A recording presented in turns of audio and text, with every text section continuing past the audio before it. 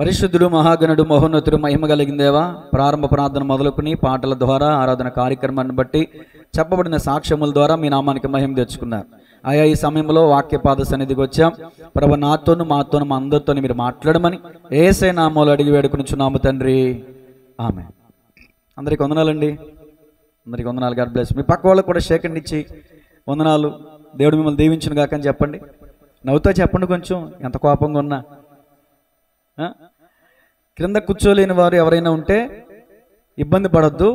Chairs ఉన్నాయి, చైర్స్లో కూర్చోండి. ఇబ్బంది పడుతూ మీరు వాక్యాన్ని సరిగా వినలేరు కాబట్టి కొంచెం మందికి మోకాళ్ళ నొప్పులు ఉంటాయి కాబట్టి మీకున్నటువంటి పరిస్థితిని బట్టి కొంచెం ఫెసిలిటీ ఇస్తున్నాను అంతే. మీరు గొప్పవాళ్ళని కాదు, బలవంతులని కాదు. దేవునికి స్తోత్రం చెప్పండి గట్టిగా. ఇంకా ఆలస్యం చేయను, వాక్యంలోనికి వెళ్దాం. ఇంకెవరు అటు ఇటు తిరగమాకండి. వాక్యం పట్ల మీరు శ్రద్ధ వహించండి. ఈరోజు ఇజ్రాయేలీల రాజు 12వ రాజు యెహోయాషు. రాసుకోండి పేరు. ఎవరండి? యెహోయాషు. ఇజ్రాయేలీల 12వ రాజు. విడిపోయిన తర్వాత ఇజ్రాయేలీలకు 12వ రాజు యెహోయాషు. ఇతను 16 సంవత్సరాలు పరిపాలన చేశాడు. ఎన్ని సంవత్సరాలు? 16 సంవత్సరాలు. ఇతని పరిపాలన కాలం క్రీస్తు పూర్వం 798 నుంచి 782 వరకు. ఆసక్తి కలిగిన వారు రాసుకుంటున్నారు కదా, రాసుకోండి. ఇతని గురించిన సందర్భం ఏ వచనాల్లో ఉంటుందో ముందే మీకు చెప్పేస్తున్నా, రాసుకోండి.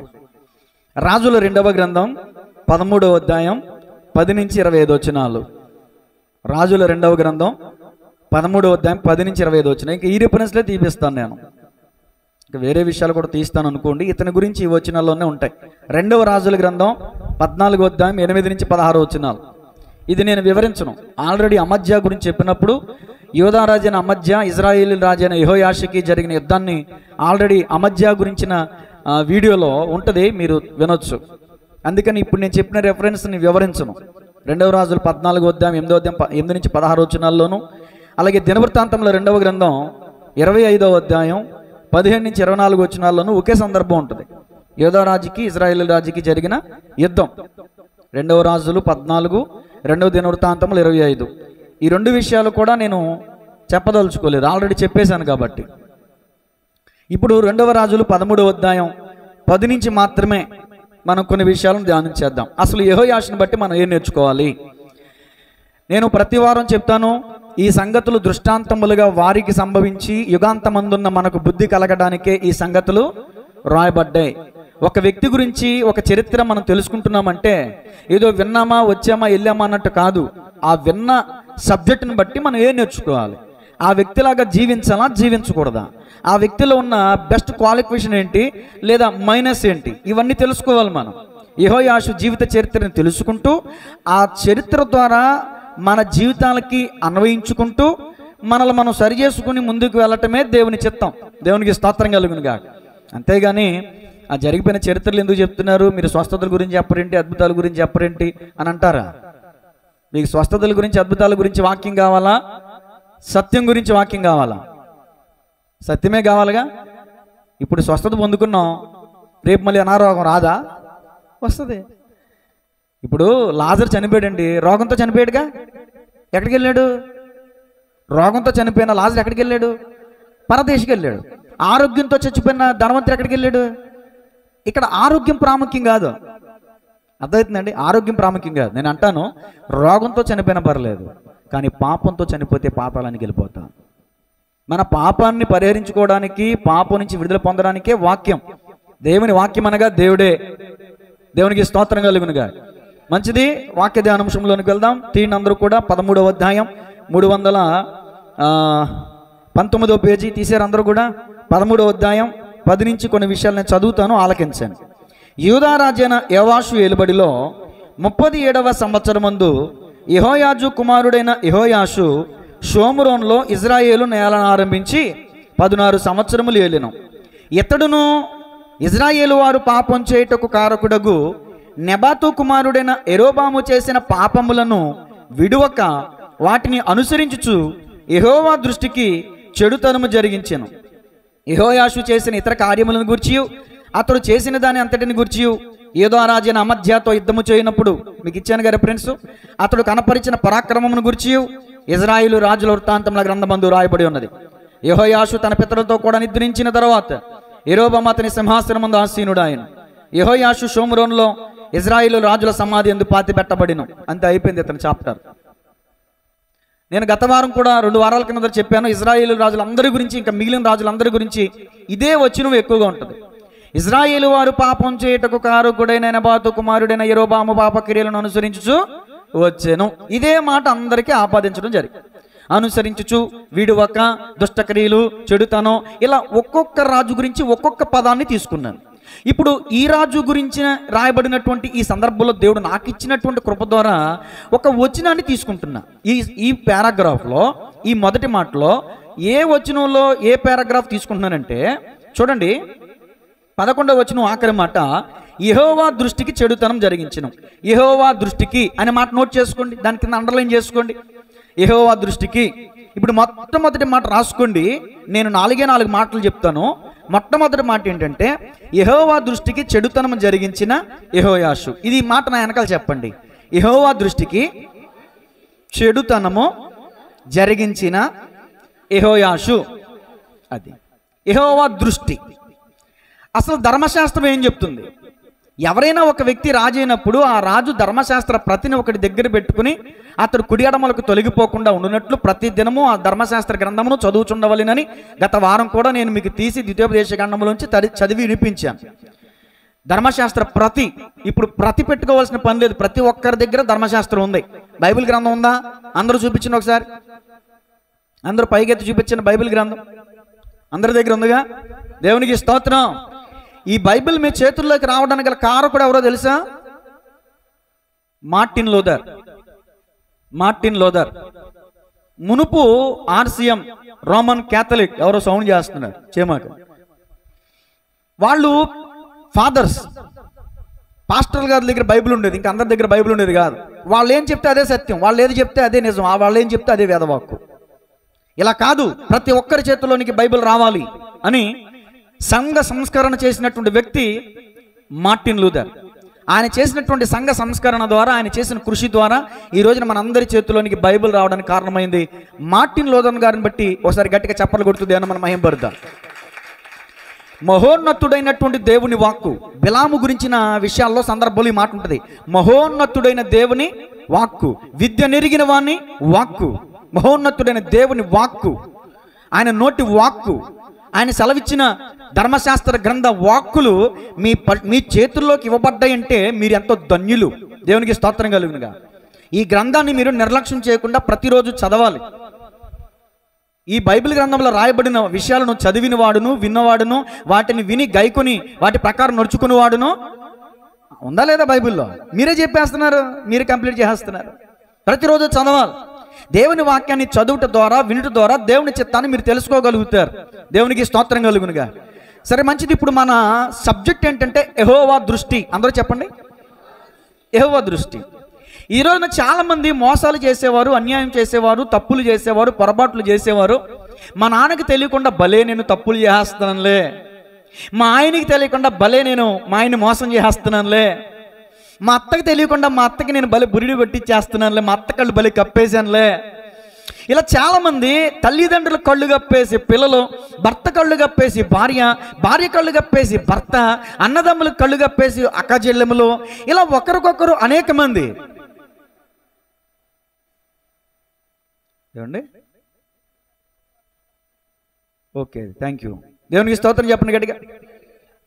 వచ్చుగాక. ఇప్పుడు ఎక్కడున్నాను?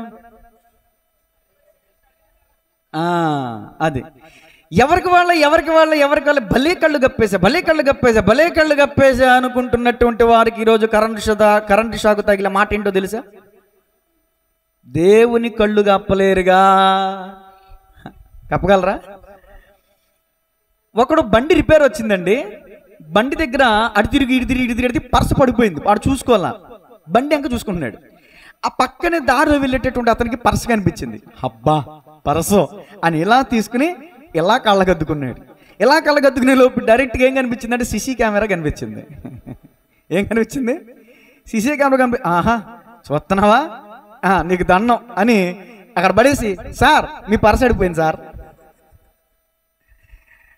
ఆ సీసీ కెమెరా లేకపోతే మనోడు ఏం చేసేవాడు? సైలెంట్గా.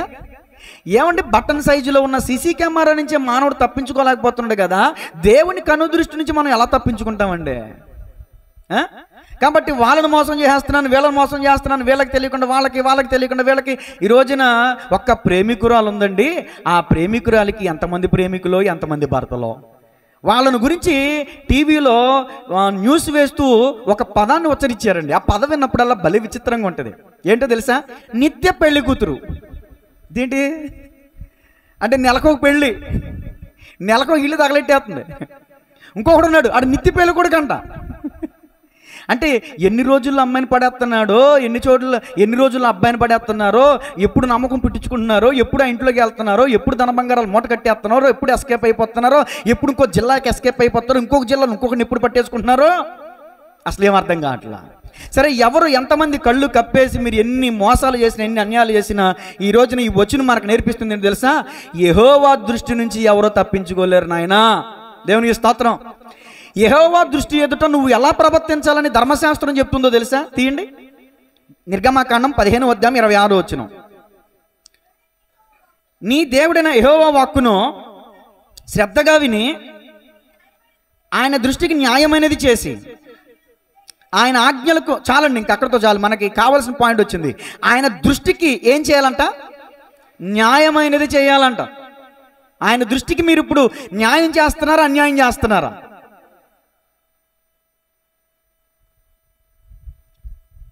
గేదెలు ఎంతమందికి ఉన్నాయి? మన సంఘంలో ఎవరికి గేదెలు లేవా? ఉన్నాయా? పాలు పిండుతున్నారా? పాలు ఒకటే ఉందా? పాలు వస్తున్నాయా? పాలు పిండుతున్నారా? పాలు ఖాతాలకు పోతున్నారా? ఎలా పోతున్నారు? అది న్యాయమా, అన్యాయమా? అందుకని పెద్దవాళ్ళు ఒక మాట అంటారు, అరే పలానాడుగు జబ్బు వచ్చిందంటారా, హాస్పిటల్లో పడేశారంటారా. మరి జబ్బుగా ఏమవుతుంది? అడిగి ఆడు పోసే పాలల్లో ఏమన్నా పాలు ఉంటున్నాయా? కటికి నీళ్ళు తప్ప. అందుకనే ఆడికి అలాంటి జబ్బు వచ్చింది. పాలు డబ్బులు పాలకి, నీళ్ళ డబ్బులు నీళ్ళకి. నేను అంటలేదు అమ్మాయి, మళ్ళీ నన్ను మీరు అపార్థం చేసుకోమాకండి. అలా పెద్దోళ్ళు అంటారని చెప్తున్నా. దేవునికి స్తోత్రం. అలా మోసం చేసే వాళ్ళకి, అలా అన్యాయం చేసే వారికి పాల డబ్బులు పాలకి, నీళ్ళ డబ్బులు నీళ్ళు కంటే, నీతి డబ్బులు నీతిగా వెళ్తే అన్యాయం డబ్బులు అన్యాయంగా పోతే. ఎవడో వచ్చి గుద్దాడంటే, ఎముకి ఇరిగిందంటే 40,000 అవుతాయి. 40 రోజులు రెస్ట్ తీసుకోవాలి, బెడ్ మీద పడుకోవాలి. ఇక 1-2 అన్ని బెడ్ మీద ఏసు రక్తం మీద. నీ నీతి నీకు కావలి కాయను, నీ నీతి నిన్ను రక్షించునని వాక్యం చెప్తుంది. మనం నమ్ముకున్న దేవుడు నీతి, న్యాయ, యథార్థతలు కలిగినటువంటి దేవుడు, నీతిమంతుడు, న్యాయము కలిగిన వాడు, ఆయనలో పక్షపాతం లేదు. మరి ఆయన్ని ఆశ్రయించిన మనం కూడా నీతి, న్యాయ, యథార్థతలు కలిగి జీవించొద్దా? ఆయన చూస్తున్నాడన్న కామన్ సెన్స్ కూడా లేదు చాలా మందికి. ఆయన వింటున్నాడన్న భయం, భక్తి కూడా లేదు కొంతమందికి. ఇంకో మాట అడుగుతాను, చెప్పండి. ఇక్కడికి వచ్చి ఆరాధన చేస్తాం బాగానే, ప్రభు స్తోత్రం స్తోత్రం స్తోత్రం స్తోత్రం స్తోత్రం అని ప్రార్థన చేసాం. ఇంటికి వెళ్ళిన తర్వాత కొండలో మండలో మొత్తం అబ్బో శబ్దాలే. ఆరాధన అనుకుంటున్నారా? భార్య భర్తలు కొట్లాడుకుని, అత్త కూడా కొట్లాడుకుని, గుమ్ములాడుకుని, జుట్లట్టేసుకుని, ఈదిని పడిపోయి, ఏంటి మధ్యాహ్నం ఆరాధనకు వచ్చిన వాళ్ళే, మధ్యాహ్నం ఆరాధన పాల్గొన్న వాళ్ళు, ప్రభువానికి స్తోత్రం స్తోత్రం అన్న వాళ్ళే ఇంటికి వెళ్ళిన తర్వాత ఇష్టానుసారంగా మాట్లాడుతున్నారు, చేస్తున్నారు. ఇక్కడేమో స్తుతి, బయటికి వెళ్తేనేమో బూతులు. ఇది న్యాయమా, అన్యాయమా? దేవుని మోసం చేస్తున్నామా లేదా? దేవునికి స్తోత్రం చెప్పండి గట్టిగా. హల్లెలూయా. మీరు అందరూ వెనక్కి చూడాల్సిన పని లేదండి. మీకు చెప్పాను నేను చెప్పిన వాళ్ళకి మాత్రమే చేయాలి, మిగతా వాళ్ళందరూ నా వైపే చూడాలి. దేవునికి స్తోత్రం చెప్పండి. సరే, నెంబర్ 1, యెహోవా దృష్టికి న్యాయమైనది చేయాలి. మరి యెహోవా దృష్టికి ఈ యెహోయాషు ఏం చేస్తున్నాడంట? పాపం చేస్తున్నాడు. ఏం పాపం అంటే దాన్ని విశదపరచక్కర్లేదు, కొన్ని వారాలుగా, కొన్ని నెలలుగా చెప్తున్నాను. నెబాతు కుమారుడైన యెరోబాము క్రియలను అనుసరించి అందరూ కూడా, ఇశ్రాయేలు రాజులందరూ కూడా పాపం చేస్తున్నారు. ఇప్పుడు నీ హృదయంలో, నీ ఇంట్లో, నీ జీవితంలో, నీ కుటుంబంలో, నీ వ్యాపారంలో, నీ ఉద్యోగంలో ఏ పాపం ఉందో, ఏ యొక్క అతిక్రమం ఉందో, ఏ పొరపాటు ఉందో నాకు తెలీదు. అది ఏదైనా కావచ్చు. దేవుడు నిన్ను గద్దిస్తున్నాడు. దేవునికి తెలియదు అనుకున్నట్టు నువ్వు చేస్తున్నావు, నటిస్తున్నావు, పాపం చేసేస్తున్నావు. కానీ ఈరోజు దేవుడు నీతోనే సూటిగా మాట్లాడుతున్నాడు. నేను చూస్తున్నాను నీ పాపాన్ని, నీ అబద్ధం నేను చూశాను, నీ భూత మాటలు నేను విన్నాను, నీ ప్రతి పని, నీ ప్రతి ప్రక్రియ నేను చూస్తున్నాను. మందిరానికి వచ్చి నువ్వు చేసేదేంటో, ఇంటికి వెళ్ళి నువ్వు చేసేదేంటో, వ్యాపారానికి వెళ్ళి నువ్వు చేసేదేంటో, ఉద్యోగానికి వెళ్ళి నువ్వు చేసేదేంటో, నీ భార్య కళ్ళు కప్పి, నీ తల్లిదండ్రుల కళ్ళు కప్పి మీరు చేసేదేంటో నాకు తెలుసు అని దేవుడు మాట్లాడుతున్నాడు. దేవుని స్తోత్రం చెప్పండి గట్టిగా. ఆయన కనుదృష్టికి ఏది మరుగైనది? ఆకాశం ఎంత ఎత్తైనా, భూమి ఏమండి పాతాళం ఎంత లోతైనా, ఆకాశముకెక్కిపోయినా అక్కడను నీవున్నావు, నేను పాతాళంలో పండుకొనినా అక్కడను నీవు. మరి ఇంకెక్కడ లేని ప్లేస్ అయింది అని లేని ప్లేస్ ఏముంది? అంతరిక్షంలోనికి వెళ్ళిపోయి గుడి కట్టుకున్న అక్కడ నిన్ను పడదొస్తాడంట ఆయన. పాతాలోకి వెళ్ళి పడుకుని అక్కడ ఉన్నాడు. చేప కడుపులో ఉన్న యోనాని దేవుడు చూశాడు, చూడలేదా? చెట్టు మీద ఉన్న జక్కని ఆయన చూశాడు, చెట్టు కింద ఉన్న నతానేల్ని ఆయన చూశాడు. చెట్టు మీద ఉన్న జక్కయ్య తప్పించుకోలేదు, చెట్టు కింద ఉన్న నతానీయులు తప్పించుకోలేదు, చేప కడుపులో ఉన్న యోనా తప్పించుకోలేదు, వాడు అడుగు బాగాన పడుకున్న యోనాని దేవుడు వదిలిపెట్టలేదు. నిన్ను వదిలిపెట్టేస్తాడా? ఆయన కనుదృష్టికి ఎంతమంది చిక్కారో తెలుసా? నువ్వు కూడా చిక్కబోతున్నావు ఇప్పుడు. దేవుని వాక్యమును వినుట ద్వారా నీ పాపం బట్టబయలవుతుంది, నీ స్థితి, నీ ఉనికి బట్టబయలవుతుంది. దేవుడు నీతో మాట్లాడుతున్నాడు, జాగ్రత్త సుమా. దేవుని స్తోత్రం చెప్పండి గట్టిగా. సరే, ఇంకా నువ్వు దేవుని దృష్టికి ఏం చేయాలని ధర్మశాస్త్రం చెప్తుందో నేను చెప్తున్నాను. ద్వితీయోపదేశకాండం 6వ అధ్యాయం 19వ వచనం. ధర్మశాస్త్రం చెప్పింది రాజు చేయాలి, ధర్మశాస్త్రం చెప్పింది మీరు నేను చేయాలి. కానీ రాజులు అలా చేయలా, మీరు నేను కూడా అలా చేయట్లా. యెహోవా చెప్పిన ప్రకారము మీ పితరులతో ప్రమాణము చేసిన ఆ మంచి దేశంలో నీవు ప్రవేశించి దాన్ని స్వాధీనపరుచుకున్నట్లును నీవు యెహోవా దృష్టికి ఏం చేయాలంటమ్మా? యథార్థమైనదియో ఉత్తమమైనదియో చేయవలను. ఏంటి యథార్థత? చెప్పండి. యథార్థత అంటే ఏంటి? ఉత్తమమైందంటే ఏంటి? ఒకసారి మీ గుండెల మీద చేసుకుని నేను యథార్థంగానే ఉన్నాను అని ఎవరైనా చెప్పగలిగినారు? ఒక్కళ్ళన్నా ఉన్నారా? భూమి మీద ఒక్కడునూ లేడంట. వాక్యం చెప్తున్న సత్యం. యెహోవా దృష్టికి మీరు యథార్థంగా ఉండాలని దేవుడు చెప్తున్నాడు. కానీ మీ దృష్టి ఒకసారి ఆలోచించండి. మీ స్థితిగతుల మీద, మీ పరిస్థితుల మీద మీరు ఆలోచన పెట్టండి ఒకసారి. దేవుని యొక్క ధర్మశాస్త్రం చెప్తున్న విషయం ఏంటంటే, అమ్మలారా, అక్కలారా, అయ్యలారా, అన్నలారా, చెల్లెలారా, తమ్ముళ్ళారా, యెహోవా దృష్టికి మీరు యథార్థంగా బతకండి. యథార్థవంతులే ఆయనకి ఇష్టలు. ఆయనకి ఇష్టలైన మనుషులకు భూమి మీద కంప్లీట్ చేయండి. సమాధానం. మరి ఎంతమంది ఆయనకి ఇష్టలుగా ఉంటున్నారు? యథార్థవంతులే ఆయనకి ఇష్టలు. పాస్టర్ గారు మీరు చాలా మంచోళ్ళండి. ఇది నా ముందు మాట్లాడే మాట, నా వెనక్కి వెళ్ళి మాట్లాడే మాట. ఈడంత పనిమానుడు ఇంకొకడు. దీని యథార్థత అంటారా?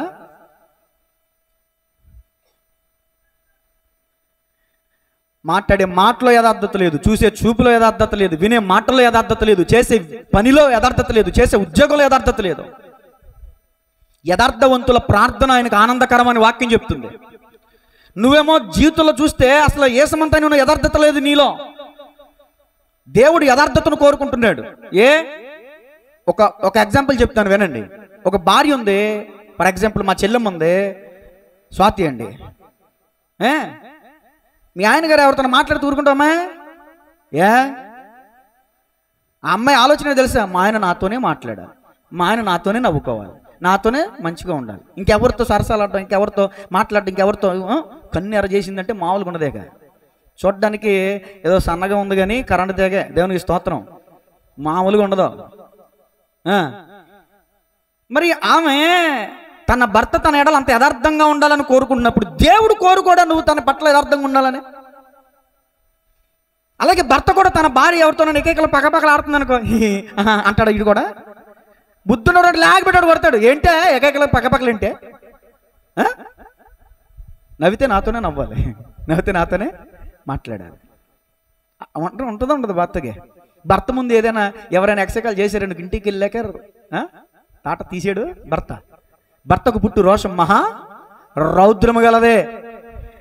మరి ఆఫ్టర్ సహజ సిద్ధమైన ఈ లోక సంబంధమైన భర్త దగ్గరే నువ్వు అంత యథార్థంగా ఉండాలనుకున్నప్పుడు నిన్ను సృష్టించిన వాడు నీకు భర్త ఉన్నాడు కదా, ఆ దేవుని దృష్టి ఎదుట నువ్వు యథార్థంగా ఉండొద్దా? మందిరానికి వస్తేనేమో పరిశుద్ధత, ఇంటికి వెళితేనేమో అపవిత్రత. చాలా కాలమైంది, ఒకసారి చెప్పమంటారా? ఒక ఆయనకి పెళ్ళయిందంట. పెళ్ళైన కొత్తలో భార్య అడిగిందంట, ఎవండి నాకు కుందేలు పిల్లలు తెమ్మని. మనోడు కుందేలు పిల్లలు తెద్దామని కూలికి వెళ్ళి కూలి డబ్బులు చేతులు పెట్టుకుని కొట్టుకడికి వెళ్ళి కుందేలు పిల్లలు ఉనికి తెచ్చాడు. వస్తా డైరెక్ట్గా ఇంటికి వెళ్ళకుండా మధ్యలో క్రికెట్ అంటే పిచ్చడికి క్రికెట్ ఆడుతున్నారు అక్కడ. ఆ క్రికెట్ కాడ ఆగి ఇక్కడ చూసి సైకిల్ ఆపి స్టాండ్ వేసి ఇటు తిరిగి క్రికెట్ చూస్తున్నాడు. ఈలోపు అక్కడ అలరమోకున్నారు. ఈయన ఎలాగైనా ఆట పట్టిద్దాం అని చెప్పి అక్కడ ఉన్నటువంటి ఆ బిడ్డలందరూ వచ్చి కుందేలు పిల్లలు తీసి ఏం పిల్లలు పెట్టారో పంది పిల్లలు పెట్టేసి ఇటు తెలుసా తెలీదు ఇంటికి వెళ్ళిపోయాడు. ఇక అబ్బో ఏమో నీకు నువ్వు అడిగిన తెచ్చా, నువ్వు కోరుకుని తెచ్చా అంటే ఇక ఎగిరి ఏదో పెడతాడు అనుకున్నాడు మనోడు. ఇదిగో నువ్వు తెచ్చినా, నువ్వు అడిగిన కుందేలో తీసుకో చూడు సంతోషించంటే తీర బుట్ట తెరిచితే ఏమన్నాయి? కళ్ళ వెంబడి ఆనంద బాష్పాలతో ఏమనుకుంటే కళ్ళు ఎర్రబడ్డాయి. కళ్ళు ఎర్రబడ్డ కళ్ళు చూసి వీడికి గుండె వణిగిపోతుంది. ఏంటి అడ చూస్తున్నావు, నచ్చలేదా? ఏం తెచ్చావు? కుందేలు పిల్లలు. ఇక్కడ ఏమన్నాయి చూడు, పంది పిల్లలు. నేను అక్కడ కొన్నది కుందేలు పిల్లలేగా. అమ్మ కిరాణా షాప్ నన్ను మోసం చేసాడు అని చెప్పి ఎగదగ తిట్టుకుంటా ఆ బుట్టలో పంది పిల్లలు పెట్టుకుని మళ్ళీ క్యారేజీకి పెట్టుకుని మళ్ళీ సైకిల్ తొక్కుంటారు. మళ్ళీ మధ్యలోకి వెళ్ళేసరికి క్రికెట్ కాడ ఆగాడు. మళ్ళీ క్రికెట్ చూస్తున్నాడు. ఈలోపు మళ్ళీ వాళ్ళ రమ్మకు వచ్చి ఏం చేశారు? పంది పిల్లలు తీసి కుందేలు పిల్లలు పెట్టారు. మళ్ళీ కొట్టుకాడికి వెళ్ళి కాలు రాగడి ఎరా డబ్బులు అనుకున్నావా, శిలా పెంకులు అనుకున్నావా? రోజు కష్టార్జితున్నది కుందేలు పిల్లలు అంటే పంది పిల్లలు ఇచ్చేవేంట్రా అంటే నా కుట్లో కుందేలు పిల్లలు తప్ప పందేలు పిల్లలు ఎక్కడ వచ్చినాయి అని బుట్ట తెరిచితే ఏమున్నాయి?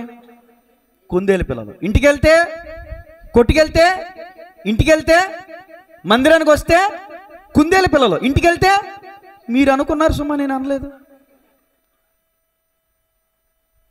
మందిరానికి వస్తే కుందేలు పిల్లలండి మనోళ్ళు.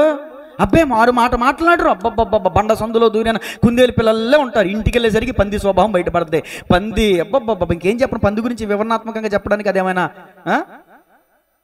బుర్రలో దొరలేదు, దానికి విలువ ఉందా? పంది బతికినంత కాలం కిందకే సోతుందంట. దాని సూపు అంతా కిందకే. ఎక్కడుందా ఎక్కడ లట్టుకు మింగేద్దామని. ఏంటిది? దాని ఆహారం ఏసు రక్తమే చేయం. ఎప్పుడు చూస్తా తెలుసా? పైకి దాన్ని చంపే ముందు కాళ్ళు చేతులు కట్టేసి గడకే ఏలాడి తీసి మోసుకెళ్తారు కదా, అప్పుడు పైన ఎంత ఉందా, ఎంత ఉంది పైన ఆకాశం. అప్పుడు కనబడుతుంది. చచ్చే ముందు కనబడుతుంది ఆకాశం. దేవా, కొంతమందికి చచ్చే ముందు గుర్తొస్తాడు దేవుడు. బతికినంతకాలం కింద చూపే. భూమి మీద భూ సంబంధమైన వాటి మీద తన ఆలోచన, తన ఆశ, తన మనుగడ. దేవుని వాక్యం చెప్తుంది, భూ సంబంధమైన వాటి మీద కాక పరలోక సంబంధమైన వాటి మీదే మీ మనస్సు లేదు. భూ సంబంధమైన వాటి మీద పెట్టుకున్నారు అనుకోండి, పందికి మనకి పెద్ద తేడా ఏం లేదు. అలాగని మమ్మల్ని పంది అంటలేదు సుమా. దేవునికి స్తోత్రం. వాక్యంలోనికి వెళ్దాం. దేవుని దృష్టికి న్యాయం అనేది చేయాలి, నెంబర్ 1. నెంబర్ 2, దేవుని దృష్టికి యథార్థమైనది చేయాలి. నెంబర్ 3, దేవుని దృష్టికి ఉత్తమమైనది చేయాలి. ఏంటి ఉత్తమమైనది? మీకా గ్రంథం తీయండి ఒకసారి. మీకా గ్రంథం 6వ అధ్యాయం.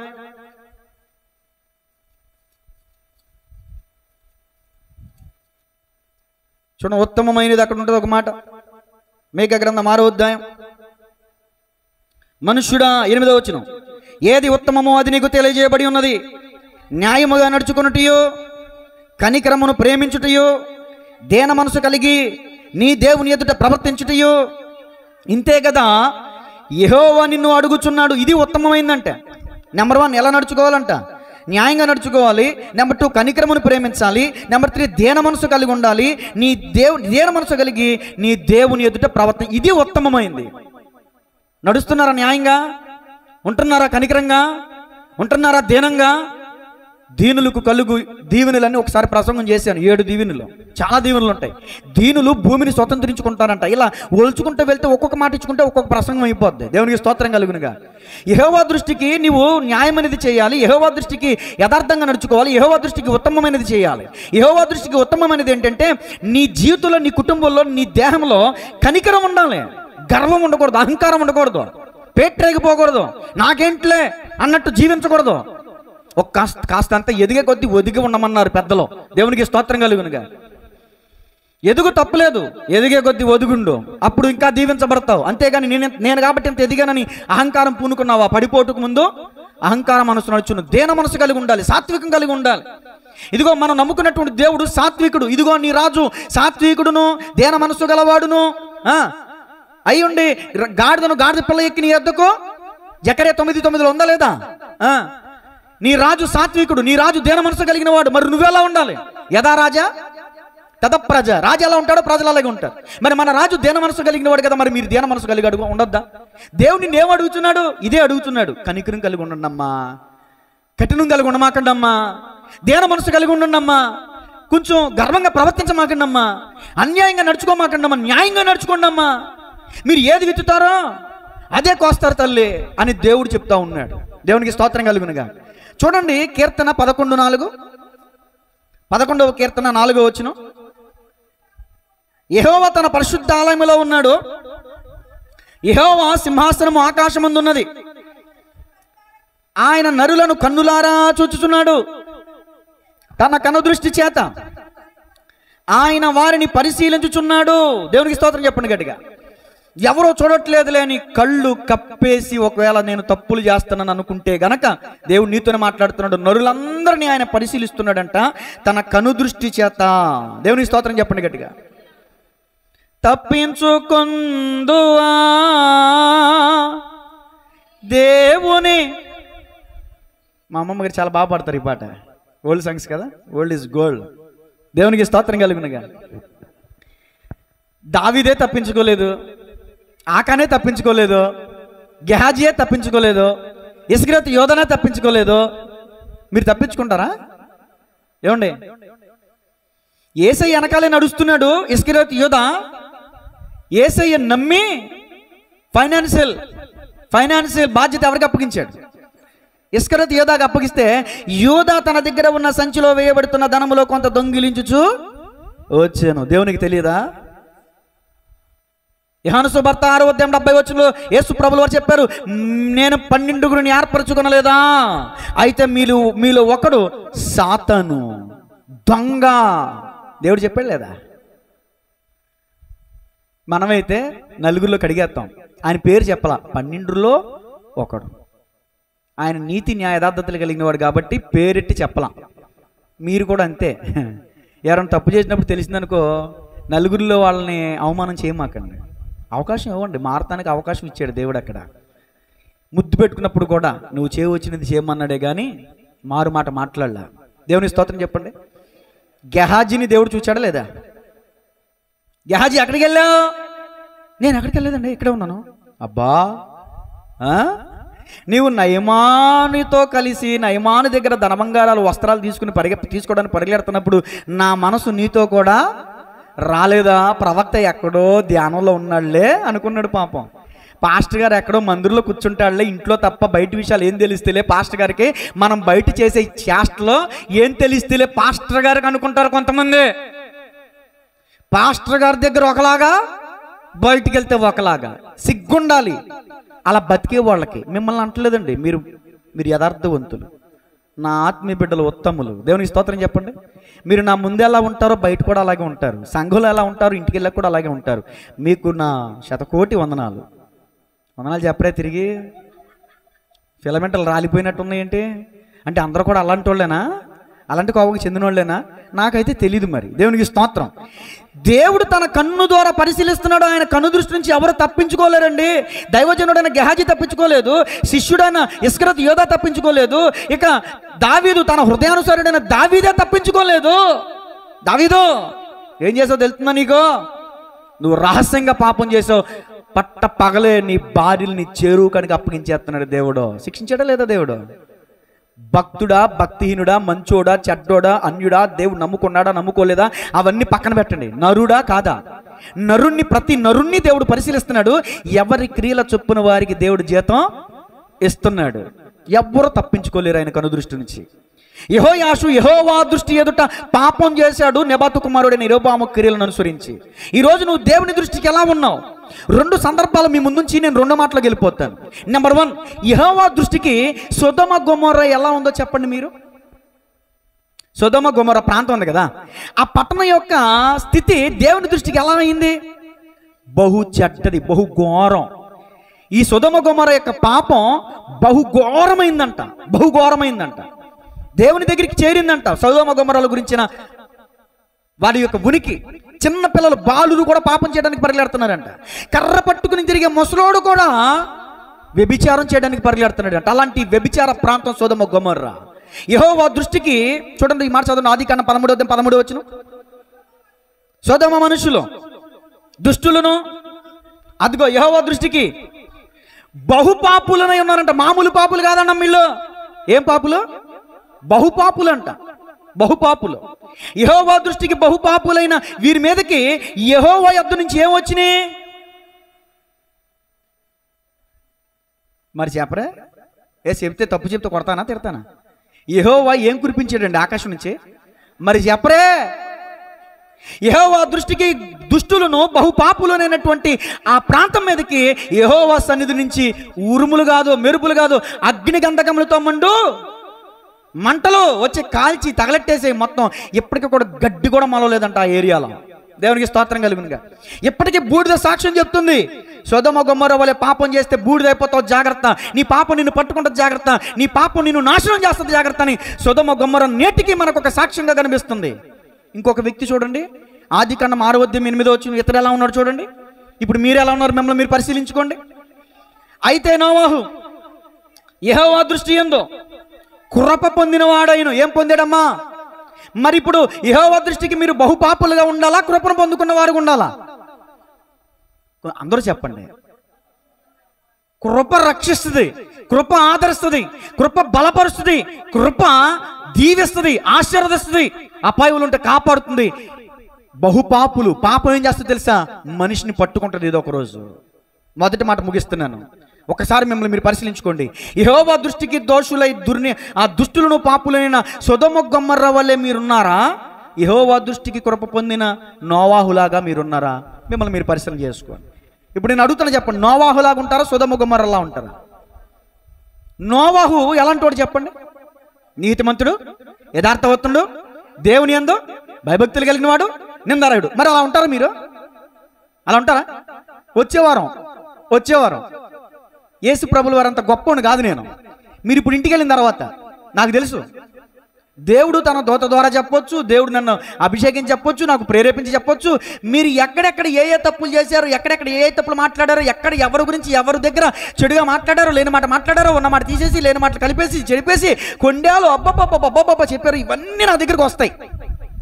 ఎలా వస్తాయి మీకు తెలీదు. వచ్చే వారం పట్టుకోనా ఏమండి? దేవుని చేతికి అప్పగిస్తున్నాం మీ అందరినీ. ఈ రోజు నుంచి అయినా నోవాహులాగా ఉండటానికి ప్రయత్నం చేయండి. కృపను పొందుకోండి. నీ కృపయే నన్ను బ్రతికించినది, ఇంతకాలము సజీవునిగా ఉంచినది. చప్పట్లో. నీ కృపయే నన్ను ఇంతకాలము సజీవునిగా ఉంచినది, నా దుర్గమా, నా శైలమా, నా కేడమా, నా సర్వమా, నీ కృపయే. అందరూ పాడండి. స్వరమతి మళ్ళొకసారి. నీ కృపయే. చప్పలు కొడుతూ. ఆహా.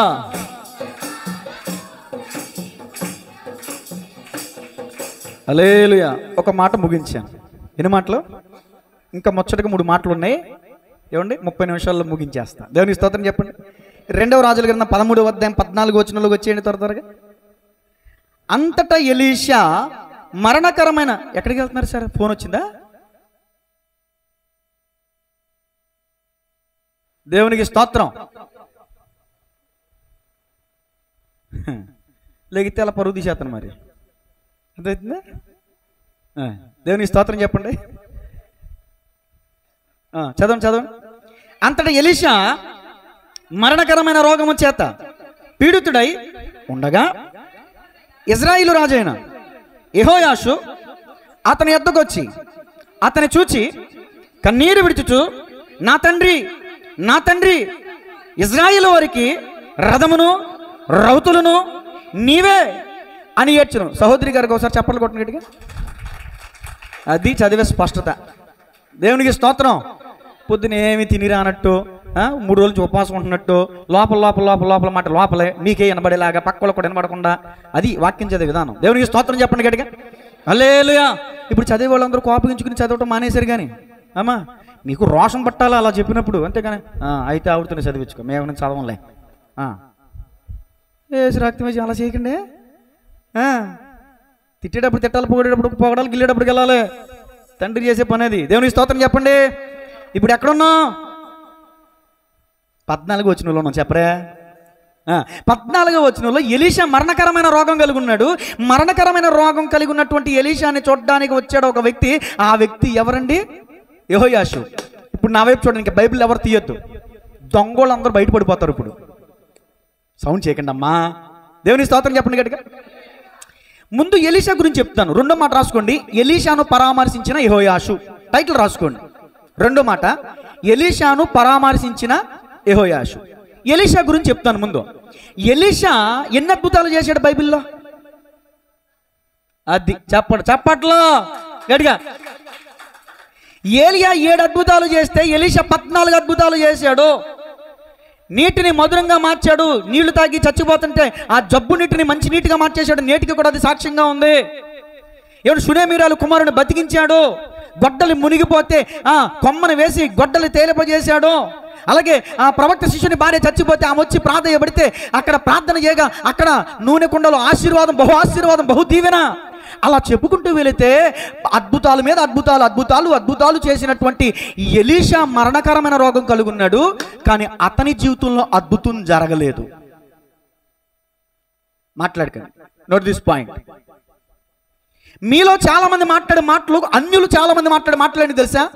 ఈ పాస్టరే ఒక రోగిష్ఠుడు, ఈ పాస్టరే ఒక రోగిష్ఠుడు, ఈ పాస్టరే ఒక బలహీనుడు, ఈ పాస్టరే అప్పులు చేసేవాడు, ఈ పాస్టరే ఇలాంటోడు.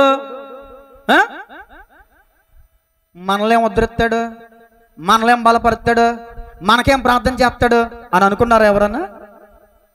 నా వైపు చూడండి, ఎవరైనా అనుకున్నారా అలాగా? ఎవరు అనుకోలేదా? ఎవరో కొంతమంది ఒక్కళ్ళిద్దరని అనుకుంటారు. మీలో కదలే, ఎవరో అనుకుంటారు ఖచ్చితంగా. ఆ పాస్టరా ఆడే పెద్ద అప్పుల్లో మునిగిపోయాడు, ఆడ మందిరాన్ని మనం వెళ్తామంటే ఈ పాస్టరా పెద్ద రోగిష్ఠుడుగా, ఆడికి లేని రోగం ఉంది, ఆడు మనకు ప్రార్థన చేసి మనలేం బాగు చేస్తాడు. సేవకులను కించపరిచి, సేవకులను తగ్గించి, సేవకులను డిస్కరేజ్ చేస్తున్న వాళ్ళతో ఈరోజు దేవుడు సూటిగా మాట్లాడుతున్నాడు. సేవకుడు శారీరకంగా ఎలాంటి రోగం కలిగి ఉంటే నీకేంటి? అది దేవుని చిత్తమైతే. అర్థమవుతుంది ఆ మాట? పౌలికి ఒక జబ్బు ఉంది తెలుసా? 13-14 పత్రికలు రాసిన పౌలు గారికి ఒక జబ్బు ఉంది, కళ్ళ వెంబడి నీళ్లు కారటం. పౌలు గారు చచ్చిపోయిన ఐతుకుని బతికించాడు తెలుసా? పౌలు గారు పుట్టుకుంటూని బతికించాడు తెలుసా? పౌలు గారు వెళ్తుంటే ఆయన వాక్యం విని బాగుపడిన వాళ్ళు ఎంతమంది ఉన్నారో తెలుసా? పేతురు గారు నీడపడి బతికిన వాళ్ళు ఎంతమంది ఉన్నారో తెలుసా? దైవజనులు అద్భుతాలు చేశారు, కానీ వాళ్ళ జీవితంలో ఎందుకో దేవుడు అనుమతించలా. పౌలు గారు ప్రార్థన చేస్తున్నారు, ప్రభువా ప్రభువా అని ప్రార్థన చేస్తే దేవుడు అన్నాడు తెలుసా? నా కృప నీకు చాలు అన్నాడు. ఇక మారు మాట మాట్లాడలా. ఆ జబ్బు గురించి మళ్ళీ ప్రార్థన చేయలా. నా కృప నీకు చాలా అన్నాడు అంతే. నా కృప నీకు అధికమవుద్దు అన్నాడు అంతే. నువ్వెప్పుడు బలహీనుడువో అప్పుడే నువ్వు, అందుకని ఆయన అన్నాడు, నేను ఎప్పుడు బలహీనున్నో అప్పుడే బలవంతుణ్ణి. దైవజనుని యొక్క బలహీనతలు చూస్తున్నారంటే మీరు మామూలు మనుషులు కాదు. అది మంచి పద్ధతి కాదు. అది వాడే రోగిష్ఠుడైతే మనకేం బాగు చేస్తాడు? ఇక్కడ మరణకరమైన రోగంతో పడున్నాడండి, మరణకరమైన రోగంతో పడున్నాడు. ఇక్కడ మీకు విషయం చెప్పంటారా? పౌలుకి స్వస్థత లేదు. పౌలు అనేక మందిని స్వస్థపరిచాడు, కానీ అతని నిజ కుమారుడైన తిమోతి కడుపు జబ్బు కలుగుంటే ఒక ఆలోచన ఇచ్చాడు, తిమోతి కొంచెం ద్రాక్షరసం పుచ్చుకో అన్నాడు తప్ప స్వస్థత చేశాడా? అది దేవుని చిత్తం కానప్పుడు, అది అనుభవించాలని దేవుడు పెట్టినప్పుడు నువ్వేంటి నేనేంటి మాట్లాడేది ఎక్స్ట్రాలు? అర్థమవుతుందండి నా మాట? దైవజనుడు ఏ స్థితిలోనైనా ఉండవండి, ఆ స్థితిని, బాహ్య పరిస్థితిని, మానసిక శారీరక ఆ రుగ్మతలను పట్టించుకోవద్దు, వాటిని చూడొద్దు. ఆ దైవజనుని చేతిలో ఉన్న బలమైన దేవుని హస్తాన్ని చూడండి. గట్టిగా చెప్పలు కూడా మనం మహిమపడదాం. ఇలా చెప్పుకుంటూ వెళ్తే ఎలీషా గురించి ప్రస్తానం. ఇప్పుడు పరామర్శించిన యెహోయాషు గురించి చెప్తాను, వినండి. ఏం చేయడానికి వచ్చాడు యెహోయాషు? పరామర్శించాడు. ఈ మాట నా వెనకాల చదవని అందరూ కూడా. యెహోయాషు అతని ఎద్దకు వచ్చి, ఎవరి దగ్గరికి వచ్చి? అది ఎలీషా దగ్గరికి వచ్చి అతని చూచి కన్నీరు విడిచుచు, అబ్బా నా తండ్రి ఇశ్రాయేలు వారికి రథమును రౌతులను నీవే అని ఏడ్చాడంట. ఈ మాట ఇంతకుముందు ఎవరో పలికినట్టుంది, చెప్పగలరా? చెప్పిన వాళ్ళకి నేను ఆశీర్వాదం ఇస్తా. ఇదే మాట ఇజ్రాయేలు వారికి రథములను రౌతులను నీవే అని ఒక వ్యక్తి అన్నాడు. ఎవరితో ఎవరన్నారు? బైబిల్ తిరగేయండి, అయిపోద్ది ఇక్కడ, అంతే సబ్జెక్ట్. అవ్వా, నా మొక్కల దగ్గర చూస్తారు ఏంటండి? బైబిల్ తిరగేయండి అమ్మా. ఏలియానా? ఏలియా అన్నాడా? ఎవరితో అన్నాడు? కొంచెం దగ్గరకు వచ్చారు మీరు.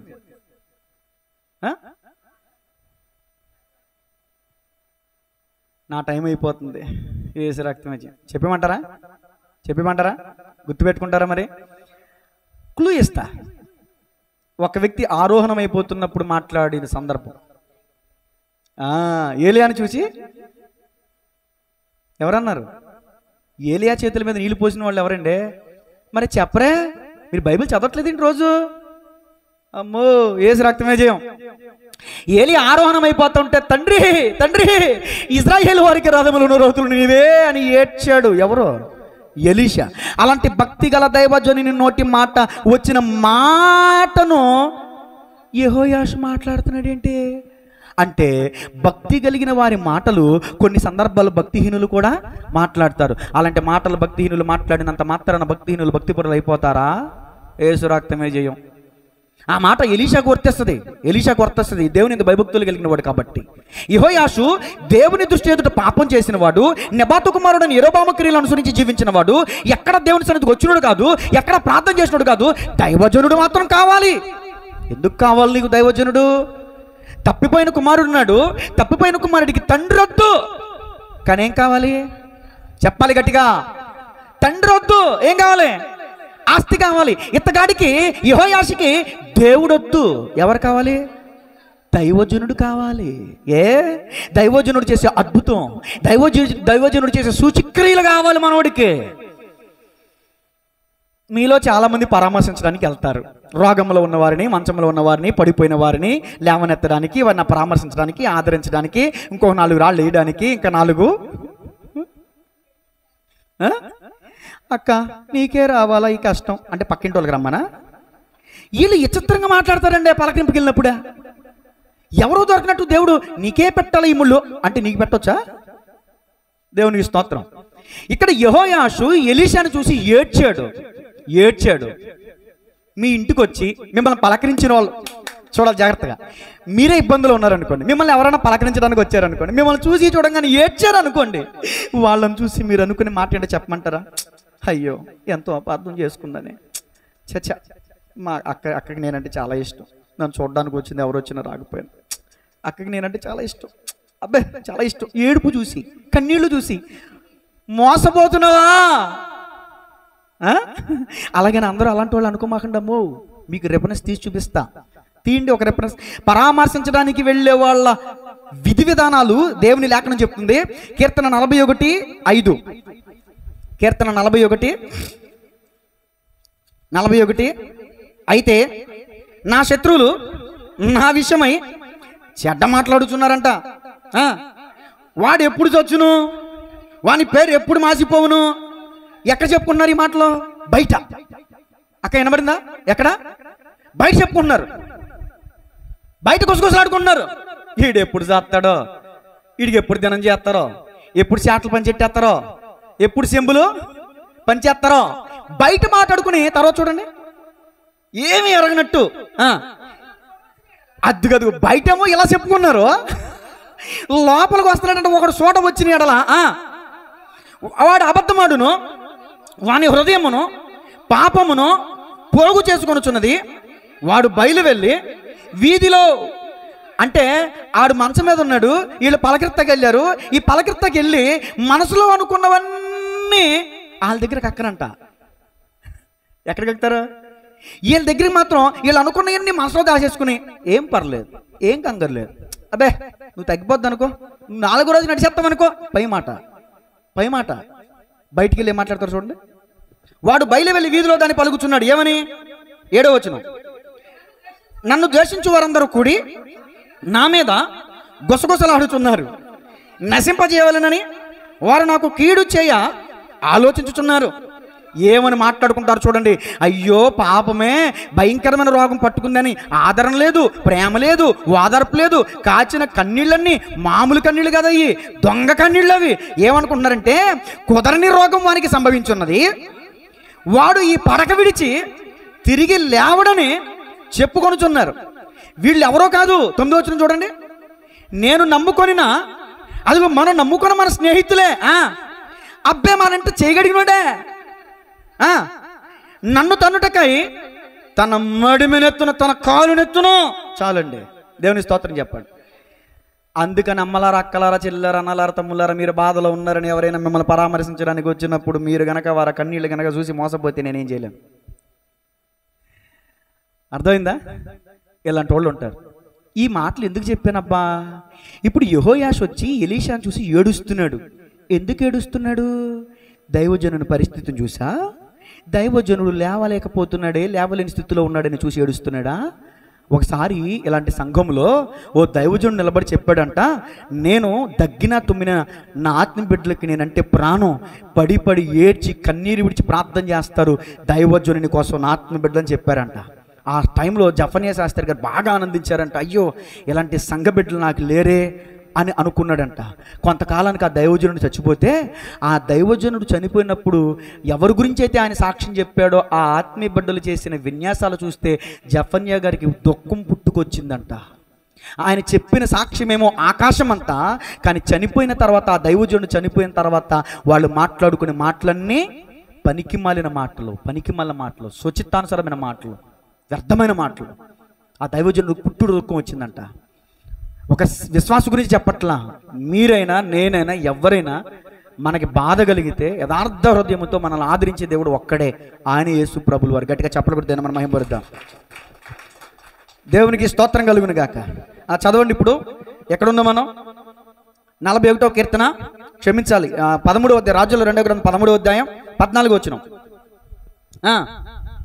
14వ వచనం ఆఖరిలో ఉన్నాం కదా. నా తండ్రి ఇశ్రాయేలు వారికి రథములు రౌతులు నీవే అని ఏడ్చెను.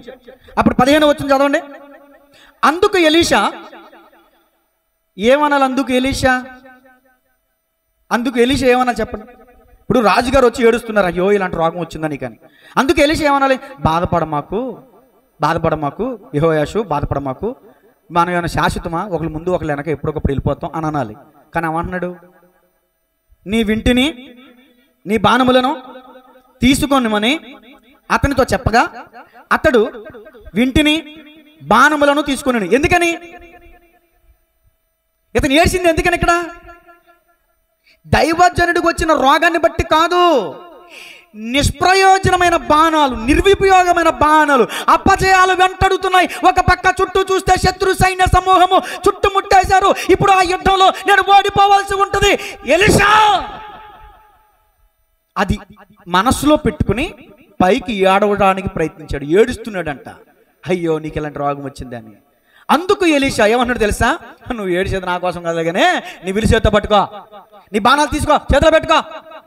దేవుని స్తోత్రం చెప్పండి గట్టిగా. ఇప్పుడు యెహోయాషు ఏడ్చింది ఎందుకు చెప్పండి? దైవజనుడి కోసమా? శత్రువులు చుట్టుముట్టుతున్నారని. నీ దగ్గరకు వచ్చి నీ దగ్గర ఏడుస్తున్నట్టు నటిస్తారు చూడండి, వాళ్ళ అవసరత కోసం ఏదో నీ దగ్గరకు వచ్చారో. స్వార్థం లేకుండా ఎవడి కోసం ఏడవడు. ఈ రోజున నాకేదైనా అయితే నా భార్య ఎడుతుంది, నా శత్రువు ఎడుతున్నాడంటే ఆలోచించాలిగా. ఆడేదో నక్క వినయాలు. ఎవరు కన్నీరు పడితే వాళ్ళ కన్నీరు నమ్మమాకండి. ఇక్కడ మీకు సంబంధించిన విషయం చెప్పనా? మా ఇంట్లో ఉండొచ్చు, మీ ఇంట్లో ఉండొచ్చు, అందరి ఇంట్లో ఉండొచ్చు, పోనున్న వాళ్ళ ఇంట్లో, అందరి ఇంట్లో ఉండొచ్చు. నాకే ఉదాహరణ చెప్తున్నా. ఉదాహరణ గురిని మీరేమనుకోకండి. అమ్మాజీ అక్క ప్రతి వారం వాక్యం స్టేటస్లో పెడతా. నా వాక్యం దైవజనుడని ప్రేమించి అక్క ఎంత బాగా పెడుతుందో, అక్కకి నేనంటే ఎంత ఇష్టమో ఏమో తన హృదయం నాకు తెలియదుగా. రజనక్క ఏనాడు చూసినా పెడదా అంటే నాకు ఇష్టం, నేనంటే ఇష్టం. ఇదే అందరూ అనుకునేది. అంటే స్టేటస్లో పెడితే ప్రేమ ఉన్నట్టు, స్టేటస్లో పెట్టకపోతే ప్రేమ లేనట్ట. అర్ధరాత్రి 12 గంటలకు ఫోన్ చేసి విషెస్ చెప్తే ప్రేమ ఉన్నట్టు, తెల్లారాక 7-8 ఫోన్ చేసి చెప్తే ప్రేమ లేనట్ట.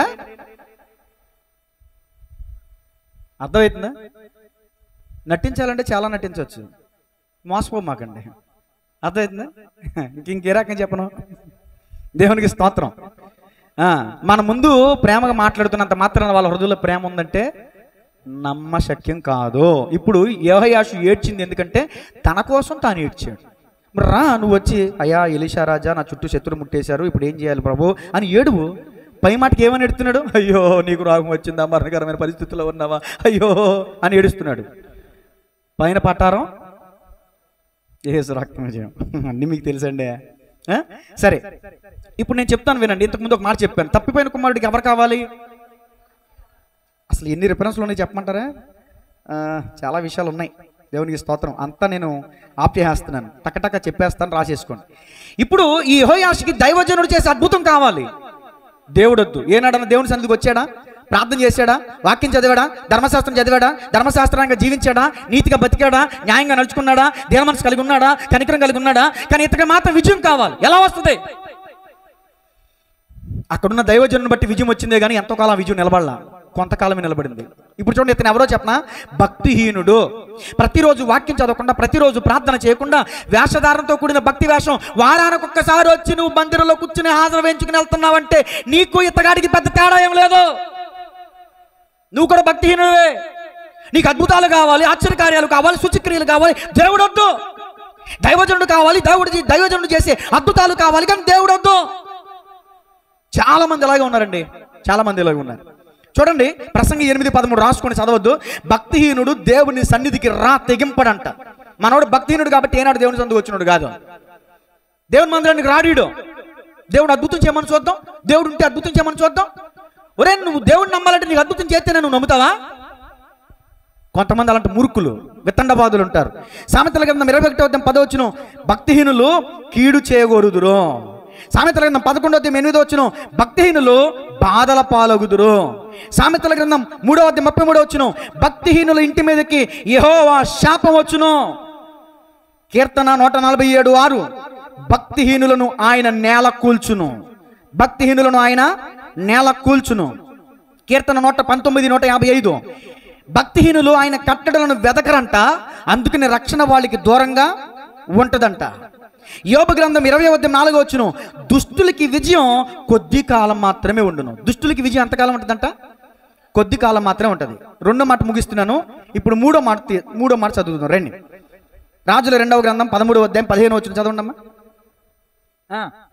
అందుకు ఎలీషా, నీవు వింటిని బాణములను తీసుకోమని అతనితో చెప్పగా అతడు వింటిని బాణములను తీసుకొనిను, నీ చెయ్యి వింటి మీద ఉంచుమని అతడు ఇశ్రాయేలు రాజుతో చెప్పగా అతడు తన చెయ్యి వింటి మీద ఉంచినప్పుడు ఎలీషా తన చేతులను రాజు చేతుల మీద వేసి తూర్పు వైపున ఉన్న కిటికీని విప్పమని చెప్పగా అతడు విప్పెను. అప్పుడు ఎలీషా బాణం వేయమని చెప్పగా అతడు బాణం వేసెను. అతడు ఎలీషా అన్నాడు, ఇది యెహోవా రక్షణ బాణం, సిరియనుల చేతిలో నుండి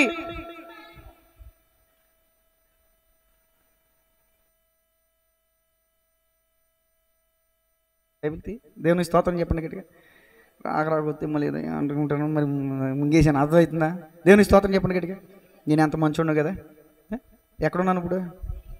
ఇంత ఎమోషనల్ వాక్యం చెప్తుంటే, ఇది యెహోవా రక్షణ బాణం, సిరియనుల చేతిలో నుండి మిమ్మల్ని రక్షించు బాణం, సిరియనులు నాశనం అగినట్లు నీ అవేకులో వారిని హతము చేయదు అని చెప్పి బాణములను పట్టుకొనమనగా అతడు పట్టుకొనిను. అంతటా అతడు ఇశ్రాయేలు రాజుతో నేలను కొట్టుమనినప్పుడు అతడు ముమ్మారు కొట్టి మానెను.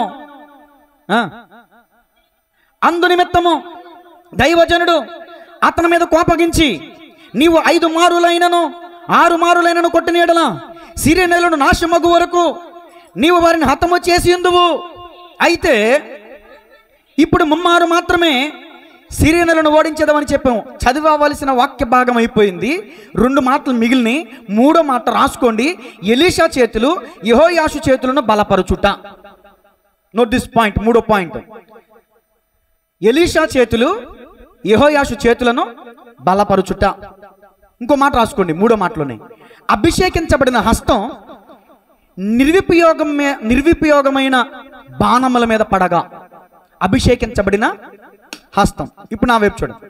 చాలా మంది చేతుల కిందకి వెళ్ళాలనుకుంటారు. చాలామంది చేతుల కిందకి వెళ్ళాలనుకుంటారు. సూటు బూటు వేసుకున్న వాళ్ళ చేతుల కిందకి వెళ్ళాలనుకుంటారు. సిల్క్ చొక్కా వేసుకున్నవాడు కనబడ్డ కంటికి. అర్థమవుతుందా? ఇప్పుడు నేను వేసుకున్నది ఏం చొక్కా? వీటితో మనం ప్రార్థన చేయించుకోవడం ఏంటి, అది గొప్ప ఏంటి, ఏసు రక్తమయ్యాం వెళ్ళిపోతారు. అదే సూటు బూటు వేసుకుని వస్తే, అమ్మో కారు వేసుకొచ్చాడా అయ్యగారు, సూటు బూటు వేసుకొచ్చాడా అయ్యగారు, ఎంత పెద్ద పాస్టరో, ఎంత పెద్ద పాదిరో, ఈయన చేత మనం ప్రార్థన చేయించుకుంటే ఈయన చేతుల కిందకి వెళితే ఆయనకున్న రోగం అంతా ఏసు రక్తమయ్యాం. పైకి సూటు బూటు కార్లు మేడల మిద్దులు చూడమాకండమ్మా. ఇదిగో నీ దైవజనుడు ఉన్నటువంటి కష్టాన్ని, రోగాన్ని, పరిస్థితిని చూడకండమ్మా. ఆ దైవజనుని హస్తములో ఉన్న దేవుని హస్తాన్ని చూడగలిగితే నువ్వు విజయాన్ని పొందుకుంటావు. గట్టిగా చెప్పలు కొడితే మనం మయం పడదాం. చెయ్యి లేపలేకపోతున్నాడు ముసలి వాళ్ళ పరిస్థితి ఏంటి, రేపో మాపో చనిపోయే వాళ్ళ పరిస్థితి ఏంటి?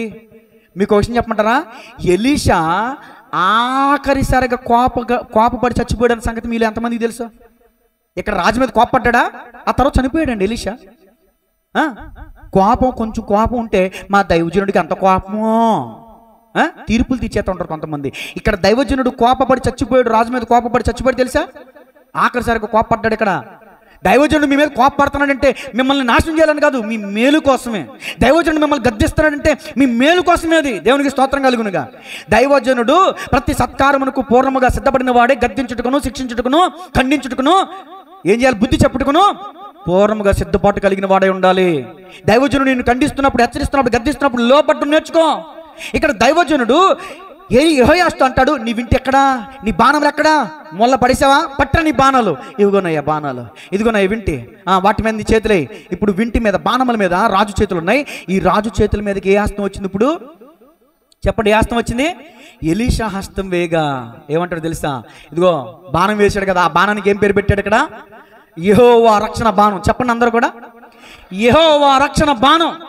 అది ఇప్పుడు హస్తం గురించి చెప్తాను, తర్వాత బాణం గురించి చెప్తాను. ఓకేనండి? ముందు దేని గురించి చెప్తాను, తర్వాత చెప్పు ముగించేస్తా 10 నిమిషాల్లో. హస్తం, నువ్వు ఎవరి హస్తం కిందకి రావాలనుకుంటున్నావు? ఎవరి హస్తం కిందకి రావాలనుకుంటున్నావు? ఎలీషా మీద ఎవరి హస్తం ఉందో తెలుసా? తీండి మాట 2వ రాజులు 13:15, క్షమించాలి 2వ రాజులు 3:15, 2వ రాజులు 3:15. దైవజనుడి మీద ఏముందో చూడండి మీరు. నా యొద్దకు వీణ వాయించగల ఒకరిని తీసుకుని రమ్ము. వాయిద్యుడు ఒకడు వచ్చి వాయించుచుండగా యెహోవా హస్తము ఎవరి మీదకి వచ్చింది? ఎలీషా మీదకి వచ్చును గనుక అతడు ఈ మాట ప్రకటన చేసి, ఇప్పుడు చెప్పండి, ఎలీషా మీద ఏ హస్తం ఉంది? చెప్పండి అమ్మా. యెహోవా హస్తం. ఎలాంటి హస్తమో తెలుసా? యెహోవా హస్తం, ఆయన దక్షిణ హస్తం. ఎలాంటిదో తెలుసా? ఆయన దక్షిణ హస్తం చేసే కార్యముల గురించి మీకు తెలుసా? తీయండి ఒకసారి నిర్గమకాండం 15:6. నిర్గమకాండం, యెహోవా నీ దక్షిణ హస్తము ఏంటమ్మా? బలముంది అతిశయించును. యెహోవా నీ దక్షిణ హస్తం శత్రువులను చితకగొట్టును. ఇప్పుడు చెప్పండి, ఎవరి హస్తంలో బలం ఉంది? యెహోవా హస్తం ఎలీషా మీద ఉంది కాబట్టి ఇప్పుడు ఎలీషా హస్తాల్లో ఏముంది? బలం ఉంది. ఆ ఎలీషా యెహోయాషు చేతుల మీద ఉంచగా యెహోయాషు ఏం పొందుకున్నాడు? అది దైవజనుడు చేతి కిందకు వచ్చినప్పుడు నువ్వు బలం పొందుకుంటావు. దైవజనుడు చేతిలో దేవుని హస్తం ఉందా లేదో చూడు, దేవుని ఆత్మ అభిషేకం ఉందా లేదో చూడు, దేవుని ఆత్మ నడిపింపు ఉందా లేదో చూడు. దైవజనుడు రోగంలో ఉన్నాడా, దైవజనుడు అప్పుల్లో ఉన్నాడా, దైవజనుడు బలహీనంలో ఉన్నాడా, అది నీకెందుకు? దైవజనుడు ఆత్మావేశంతో మాట్లాడుతున్నాడా లేదా? దైవజనుడు ప్రకటించే ప్రతి మాట జీవము కలిగిన దేవుడి యెహోవా వాక్కు ఆయన నోట నుంచి వచ్చే మాటని ప్రకటిస్తున్నాడా లేదా, అది చూడాలి నువ్వు. దేవునికి స్తోత్రం కలుగునుగా. జీవము కలిగిన దేవుని హస్తం ఎలీషా మీద ఉంది. ఎలీషా హస్తం రాజు చేతుల మీద పెట్టాడు. ఇప్పుడు అంటాడు యెహోవా రక్షించు బాణం. ఇది ఏ బాణం? యెహోవా రక్షించు బాణం. మీకు విషయం చెప్పమంటారా? యెహోషువ గుడార నివాసి. మోషే దేవునితో మాట్లాడుతున్నప్పుడు యెహోషువ గుడారంలో ఉన్నాడు. మోషేతో దేవుడు ఏమంటాడు తెలుసా? ఇదిగో నువ్వు వెడలిపోయిన తర్వాత, అంటే నువ్వు చనిపోయిన తర్వాత ఇశ్రాయేలీయులందరూ యెహోషువ మాట విన్నట్లు నీవు అందరి ముందర అతను నిలబెట్టి అతని మీద ఏముంచాలి? నీ చేతులుంచు అని అన్నాడు దేవుడు. ఇశ్రాయేలీయులందరినీ పోగు చేసి ఇశ్రాయేలీయులందరి ముందర యెహోషువ నిలబెట్టి యెహోషువ మీద మోషే చేతులుంచి ప్రార్థన చేయగా జ్ఞానాత్మ పూర్ణుడయ్యాడు. గట్టిగా చప్పట్లు కొట్టి మనం మహింపర్దాం. మోషే చేతులు యెహోషువ మీద పెట్టగా దేవుడు చెప్పినట్టు చేయగా మోషే చేతులు యెహోషువ చేతుల మీద ఉంచగా యెహోషువ జ్ఞానాత్మ పూర్ణుడయ్యాడు. ఈ రోజున దైవజనుడి చేతి కిందకి నువ్వు రాగలవా? దేవుని బలమైన హస్తం కిందకి నువ్వు రాగలవా? దేవునికి స్తోత్రం కలుగునుగా. మరొక మాట చెప్పనివ్వండి. ఇక్కడ ఎలీషా పని చేసుకుంటున్నాడు. ఏం చేసుకుంటున్నాడు? ఏలి ఆ దోవలో వచ్చాడు. వచ్చి దుప్పటి ఎలీషా మీద వేసి వెళ్ళిపోతున్నాడు. మీ మీద దుప్పటెత్తి మీరేం చేస్తారు? దుప్పట ముసిగట్టి పడుకుంటారు. దుప్పటి ఏం చేస్తారు? పడుకునేటప్పుడు కప్పుకుంటారు. అంతేనా? అది మీకు తెలిసిన పద్ధతి. కానీ ఎలీషా ఏం గమనించాడు తెలుసా? ఏలియా వెంట మీద ఉన్నటువంటి దుప్పటి ఆయన నా మీద వేశాడంటే దేవుడు తన సేవకు నన్ను పిలుస్తున్నాడు, దేవుడు నన్ను సంపూర్ణ సేవలోనికి పిలుస్తున్నాడు, దేవుడు నన్ను ఏర్పాటు చేసుకుంటున్నాడు, దేవుడు తన దైవజనుడితో నన్ను పిలిచాడు. ఈ దుప్పటి మామూలు దుప్పటి కాదు, ఏలియా యొక్క అభిషేకించబడిన దుప్పటి. ఈ దుప్పటి మీద వేయబడగానే ఎలీషా దగ్గర పరిగెత్తుకుని వెళ్ళి అయ్యా మా అమ్మని మా నాన్న ముద్దెట్టుకుని వచ్చేస్తానయ్యా అని చెప్పి ఇంటికి వెళ్ళి పరిగెత్తుకుంటా వెళ్ళి అక్కడ విందు చేసి అమ్మ నాన్నకి బాయ్ చెప్పి సెండ్ ఆఫ్ ఇచ్చి ఇక నేను వెళ్తున్నా, ఎప్పుడు వస్తాను లేదు నాకు తెలియదు, వస్తాను తెలీదు, దేవుని సేవకి వెళ్ళిపోతున్నా అని ఏలియా వెంబడి వెళ్ళిపోయాడంటే గట్టిగా చెప్పలు కొద్ది మనం మహిమ పరుద్దాం. ఈరోజు నువ్వు చేసుకునేటటువంటి పని ఎలాంటిదో నాకు తెలియదు, నువ్వు ఎలాంటి పరిస్థితుల్లో ఉన్నావు నాకు తెలియదు. యెహోషువ సామాన్యమైన వ్యక్తి, జ్ఞానాత్మ పూర్ణుడయ్యాడు. ఎందుకో తెలుసా?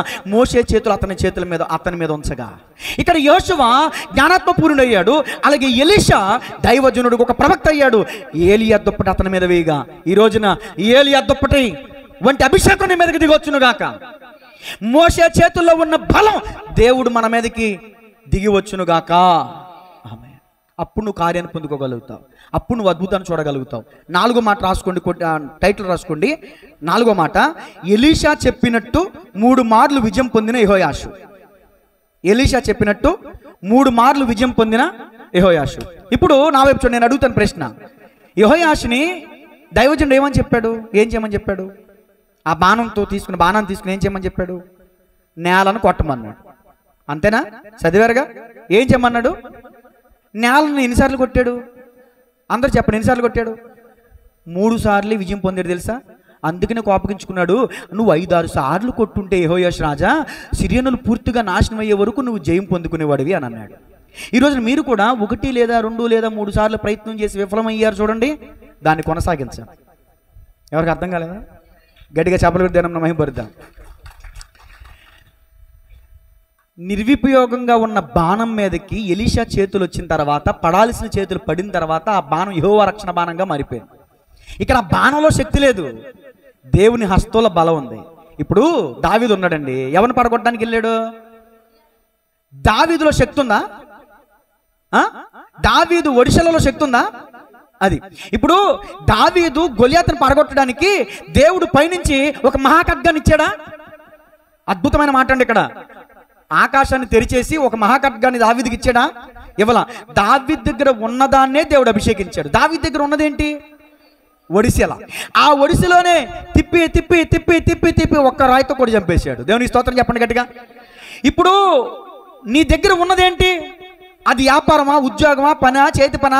నువ్వు దేని గురించి నిర్విపయంగా అపజయం పాలైపోయి నాకు తెలీదు, దాన్ని ఉద్దేశించి దేవుడు మాట్లాడుతున్నాడు. దాని మీదకి రావాల్సిన చేతులు వస్తే, పడాల్సిన చేతులు పడితే, దిగాల్సిన అభిషేకం దిగితే నువ్వు విజయాన్ని పొందుకుంటావు. దేవునికి స్తోత్రం కలుగును గాక. నేను ఇంకో మాట చెప్పనివ్వండి. మోషేని దేవుడు పిలుచుకున్నాడు కదా, నా వైపు చూడాలి అందరూ, పిల్లల వైపు కాదు. మోషేని దేవుడు పిలుచుకున్నాడు కదా, మోషేని దేవుడు ఎవరి దగ్గరికి పంపించాడు? చెన్నై పంపించాడా? అమెరికా పంపించాడా?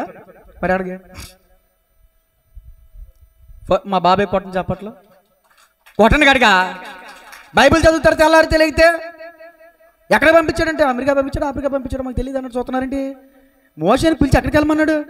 పరువు దగ్గర. మరి అది కూడా చెప్పరేంటి? ఏసు రక్తమే జయం. అప్పుడు మోషే, నీకు నేను AK-47 గన్నెత్తనాను అని అన్నాడు దేవుడు. ఇచ్చాడు? AK-47 ఇచ్చాడా? మరి ఏమి ఇచ్చాడు? నువ్వు చూసావా మా పాస్టర్ గారా? కరెక్ట్ చేయడంట. ఏసు రక్తం చేయ. అమ్మా జాగ్రత్తగానండి, దేవుడు ఇవ్వలా, అతని చేతిలో ఉన్న కర్రనే దేవుడు అభిషేకించినప్పుడు కొట్టి చెప్పట్లా. దేవునికి స్తోత్రం. యెహోయాషు చేతిలో ఉన్న బాణాన్ని దేవుడు అభిషేకించాడు, మోషే చేతిలో ఉన్న కర్రని దేవుడు అభిషేకించాడు, దావీదు చేతిలో ఉన్న ఒడిశలను దేవుడు అభిషేకించాడు, ద్వారకా చేతిలో ఉన్న అది ఇప్పుడు గొట్టాలు గట్టిగా చెప్పట్లో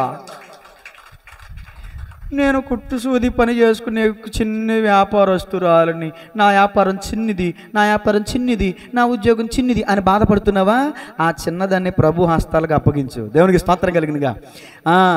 ఏదైనా అది బాణమా, ఒడిసెలా, ఖడ్గమా, కర్ర, వేరే విషయం పక్కన పెడితే నీ దగ్గర ఆల్రెడీ దేవుడు ఇన్స్ట్రుమెంట్, అంటే దాన్ని ఏమంటారు, పెట్టుబడి ఇంగ్లీష్లో ఏమంటారు, అంతేనా? ఇన్వెస్ట్మెంటేనా? మీకు కూడా ఇంగ్లీష్ రాదండి? I like English but I don't know English. ఏసరక్తం. ఇప్పుడు నేను అన్న మాట ఏంటంటే ఇన్వెస్ట్మెంట్. దేవుడు మీ దగ్గర ఆల్రెడీ ఇన్వెస్ట్మెంట్ పెట్టాడు. మరి రాజకుమార్ పిన్ దగ్గర ఏమి ఇన్వెస్ట్మెంట్ పెట్టాడు? రాజకుమార్ గారి గురించి అడిగా నేను. ఏసరక్తమే. మీరు సబ్జెక్ట్లోకి రావట్లా. ఏమో చేతికి దేవుడు ఏమి ఇచ్చాడని అడుగుతున్నా. అబ్బా, ఇప్పుడు అర్థమైందా? మన వెంకటేష్ గారి చేతికి దేవుడు ఏమి ఇచ్చాడు? వ్యాపారం చేసే, ఎక్కడ ఎలా మాట్లాడాలో, ఎవరిని తడిబిడి చేయాలో, ఎవరిని బొట్టలో పెట్టాలో, ఎవరినే మాటకారి, మామూలు మాటకారా? అమ్మే కొనేవాడు ఉండాలి కానీ ఏలూరు జలాన్ని అమ్మేద్దరు. దేవునికి స్తోత్రం. రాత్రి ఒక మాట చెప్పే నేను, ఏదో ఆదాలాపంగా, రే నువ్వు గనక ఈ పని చేస్తే నిన్ను కుట్టినోడు ఉండడరా. ఒక షాపు వీడియో పెట్టి, బావా నా లైఫ్లో ఇలాంటి షాప్ పెట్టగలనా అని అన్నాడు. మరి ఎందుకు పెట్టలేవురా? నేనే పెట్టిస్తా. నేను చెప్పి నువ్వు చెయ్యి. అబ్బే, ఇక నుంచి అప్పులు చేయడం మానేసి ఉన్న అప్పుల్ని క్లియర్ చేయి. నేనే 2 లక్షలు పెట్టుబడిస్తా. బలిపేట మీద ఉండి చెప్తున్నా.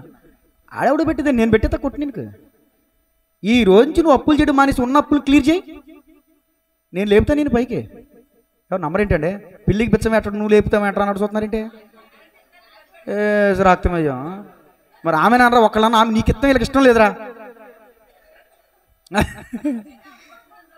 దేవునికి మహిమ కలుగునుగా. ఇప్పుడు దైవజనుడు చెప్పాడు, యెహోయాషు నేలను కొట్టాడు. ఎన్నిసార్లు కొట్టాడు? అది 5 సార్లు కొడితే విజయం పొందుకున్నాడు. ఇప్పుడు మీరు కూడా దైవజనుడు చెప్పినన్ని సార్లు మీరు దైవజనుడు చెప్పిన మాట అన్నారనుకో, మీరు కూడా విజయం పొందుకుంటారు. దైవజనుడు ఆ కుండలో విషం ఉంది అని చెప్పారు. ఆ కుండలో దైవజనుడు ఏమేశాడు? పిండేసి దాన్ని ఏం చేశాడు? అమృతంగా మార్చేశాడు. దైవజనునికి తెలుసు నీ అననుకూల పరిస్థితిని అనుకూలంగా ఎలా మార్చాలో. దేవునికి స్తోత్రం కలుగునుగా. యేసయ్య చెప్పాడు, ఆ రాతి బాణల్ని నీళ్లతో నింపండి అని. నింపారా లేదా విశ్వాసంతో? ఆ నీళ్ళు ఏమైపోయినాయి? ద్రాక్షరసంగా. యేసు ప్రభు పేతురు పిలిచి, ఇప్పుడు వలై అన్నాడు. అయ్యా నీ మాట చొప్పున వల వేయుతున్నాను. వల వేయగా ఏమైంది? దోనే. యేసయ్య మాట చొప్పున చేసిన పేతురు వల నిండిపోయింది, దోణి నిండిపోయింది. యేసయ్య చెప్పినట్టుగా పరిచారకులు చేయగా నీరు ద్రాక్షారసంగా మారిపోయింది. నీ బ్రతుకెందుకు మారదు? ఒకసారి ఆలోచించు. నీ వింటి మీదకి ఆయన చేతులు రావాలి. ఇక్కడ బాణం అంటే ఎవరో తెలుసా? నువ్వే ఆ బాణం. ఈ ప్రార్థన నాతో చెప్పండి. యేసయ్యా ఈ బాణం మీదకి నీ అభిషేక హస్తం వచ్చునుగాక. యేసయ్యా ఈ బాణాన్ని అభిషేకించు. ఓడిపోయిన బాణం ఇది, నిర్విపయోగమైన బాణం ఇది, ఎందుకు పనికిరాని బాణం ఇది. చెప్పట్లేదు ఎవరో కూడా. అయ్యా ఈ బాణాన్ని నీ హస్తానికి అప్పగిస్తున్నా. నీ అభిషేక హస్తంతో నన్ను తాకయ్యా. ఈ ఒట్టిగా ఉన్న ఈ బాణాన్ని నువ్వు తాకయ్యా. విజయం దాచే ప్రభువా. ఆమేన్. ఎవరి హస్తం రావాలి మన మీదకి? దేవుని హస్తం రావాలి. తలలో వంచని ప్రార్థన చేసుకుందాం. ప్రార్థన 4 విషయాలు. యెహోయాషు యెహోవా దృష్టికి చెడుతనముగా బ్రతికాడు. యెహోవా దృష్టి ఎదుట చెడుతనం చేసిన యెహోయాషు మొదటి మాట. రెండో మాట, ఎలీషాను పరామర్శించిన యెహోయాషు. మూడో మాట, ఎలీషా చేతులు యెహోయాషు చేతులను బలపరచుట. 4వ మాట, ఎలీషా చెప్పినట్టు 3 మార్లు విజయం పొందిన యెహోయాషు. రాజుల 2వ గ్రంథం 13వ అధ్యాయం 24 నుంచి 25 వచనాలు ఉంటుంది. తర్వాత ఇంటికి వెళ్ళి తర్వాత చదవండి అధ్యాయాలు కూడా, అన్ని కూడా. ప్రార్థన చేయండి కొద్ది నిమిషాలు. ఈరోజు యెహోయాషుని ముందు పెట్టి దేవుడు నీతో అనేకమైన విషయాలు చెప్పాడు. యెహోవా దృష్టికి నువ్వు ఎలా ఉండాలో దేవుడు చెప్పాడు. ఇదిగో పరామర్శిస్తున్న వాళ్ళు ఎలాంటి వాళ్ళో దేవుడు చెప్పాడు. ఇదిగో నువ్వు బలహీనుడివే, కానీ నువ్వు బలవంతుడు అవ్వాలంటే ఏది నీ మీదకి రావాలో దేవుడు చెప్పాడు. నువ్వు విజయం పొందాలంటే నీ వింటి మీదకి ఎవరి చేతులు రావాలో దేవుడు చెప్పాడు. మరి చెప్పిన వాక్యాలను బట్టి ప్రార్థన చేయండి యథార్థ హృదయంతో. నేను మౌనంగా ఉంటాను 2 నిమిషాలు. మీరు యథార్థ హృదయంతో ప్రార్థన చేయండి. ఇంతవరకు నేను యథార్థంగా జీవించలేదు ప్రభువా. ఉత్తమమైన దాన్ని నీ దృష్టి ఎదురు చేయలేదు పోయాను ప్రభువా. దాన్ని క్షమించు. ఈరోజు నుంచి ఉత్తమమైన దాన్ని చేస్తానయ్యా. నీ దృష్టి ఎదుట యథార్థంగా ఉంటాను ప్రభువా. నీ దృష్టి ఎదుట న్యాయంగా నడుచుకుంటానయ్యా. నేను చేసే పనిలో మోసం ఉండనివ్వను ప్రభువా. అన్యాయం ఉండనేయను ప్రభు, న్యాయంగా నడుచుకుంటానయ్యా, ధ్యాన మనసు కలిగి ఉంటానయ్యా, కనికరం కలిగి ఉంటానయ్యా. ఒప్పుకోండి, ప్రార్థన చేయండి అమ్మా.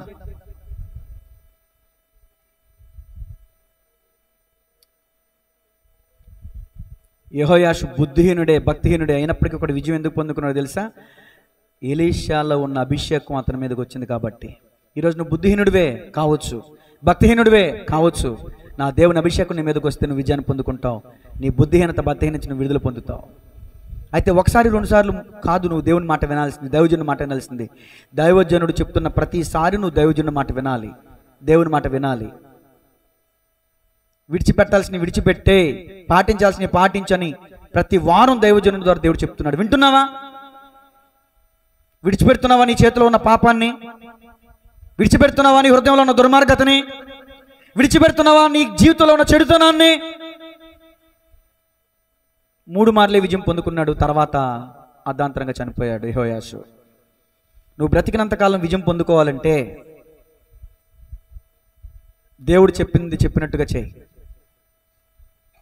సక్సెస్ఫుల్ లైఫ్ చూడగలుగుతావు, నువ్వు విజయవంతమైన జీవితాన్ని నువ్వు ఆస్వాదించగలుగుతావు.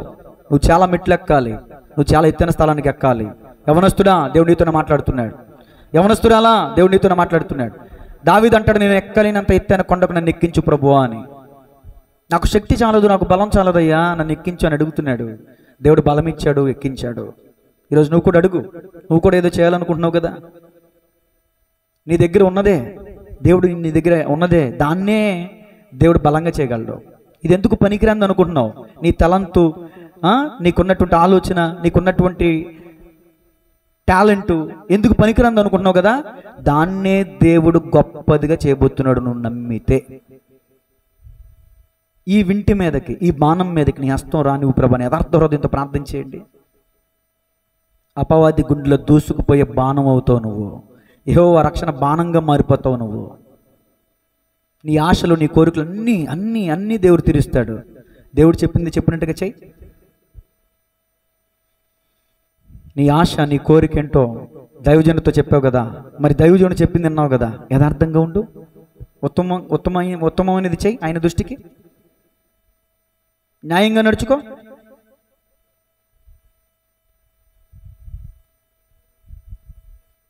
ఒక్క నిమిషం అన్న ప్రార్థన చేయండి అమ్మా, యథార్థ హృదయంతో. స్తోత్రం, స్తోత్రం, స్తోత్రం, స్తోత్రం, స్తోత్రం, స్తోత్రం, స్తోత్రం, స్తోత్రం. ప్రార్థన, ప్రార్థన.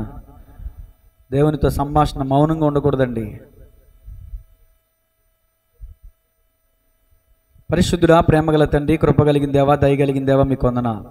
ఈరోజు నాతోనే మీరు మాట్లాడారు ప్రభా, మీకు వందనాలు. మా అందరితో మీరు మాట్లాడారు ప్రభా, మీకు వందనాలు. వేషధారణ కలిగి మేము ఉండకూడదయ్యా, యథార్థ హృదయం కలిగి ఉండాలి. ఉత్తమమైన దానిని మేము పాటించాలి. ఉత్తమమైనది ఏంటో కూడా మీరు తెలియజేశారు. ఈరోజు చెప్పబడిన వాక్యం మా హృదయంలో నీరు కట్టి ఫలించునుగాక, 30దంతులుగా, 60దంతులుగా, 100దంతులుగా ఫలం పొందునుగాక. యేసయ్య నామములో అడిగి వేడుకొనుచున్నాము తండ్రి, ఆమేన్.